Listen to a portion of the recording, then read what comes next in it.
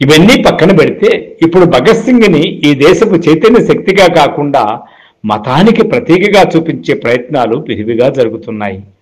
అలా జరుగుతున్నప్పుడు ఆయన ఆలోచనల్ని మరోసారి మనం గుర్తు చేసుకుని తీరాలి కదా. ఆయన ఏంటో తెలుసుకోవాలి కదా. భగత్ సింగ్ పేరు వినగానే మనకు గుర్తొచ్చేది అతని ధైర్యం, విప్లవం కోసం చేసిన త్యాగం. కానీ అతని వ్యక్తిత్వంలో ఒక ముఖ్యమైన కోణమైన వ్యక్తిగత ఆలోచన ప్రకటించే స్వేచ్ఛను మాత్రం మర్చిపోయే దశకు తీసుకువస్తున్నారు ఇప్పటి ఆలోచన పరులు. వారిని ఆలోచన పరులు అందామా?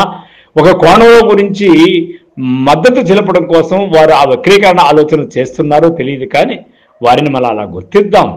నేను నాస్తికుడిని ఎందుకయ్యానంటే అనే వ్యాసంలో భగత్ సింగ్ తనలో పుట్టిన సందేహాలను, తాత్విక అన్వేషణలను, మతం మీద అతని విమర్శనాత్మక దృష్టిని స్పష్టంగా వ్యక్తం చేశాడు.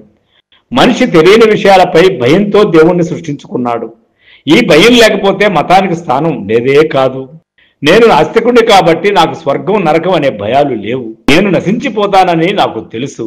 అందుకే నేను ధైర్యంగా మరణాన్ని ఎదుర్కోగలను. ప్రజల జ్ఞానాన్ని అభివృద్ధి చేసుకుంటే మతం అవసరం ఉండదు. విజ్ఞానము వివేకం ఉన్న చోట దేవుడు అవసరం లేదు కూడా. నాస్తికత్వం నా అహంకారం కాదు, అది నా ధైర్యం. మానవుడే తన భవిష్యత్తు సృష్టికర్త అని నేను నమ్ముతున్నాను. ఇలా దేవుడి మీద, మతం మీద తన అపనమ్మకాన్ని, వ్యతిరేకతను మాత్రమే కాదు, తాత్విక ఆలోచనని పంచుకున్నాడు భగత్ సింగ్. ఒక 25 ఏళ్ల పిలగానికి ఉన్న ఆలోచన, విశ్లేషణాత్మక గుణం ఇప్పుడు మనలో చాలా మందిలో ఎందుకు తగ్గిపోయింది? అతని కమ్యూనిస్టు భావాలని పూర్తిగా తుడిచివేసి మతపు ముద్ర వేసే ప్రయత్నం ఎందుకు జరుగుతోంది? నేను నాస్తికుడిని ఎందుకయ్యానంటే why I am an atheist లో భగత్ సింగ్ చెప్పిన చాలా లోతైన ఆలోచనలు ఉన్నాయి.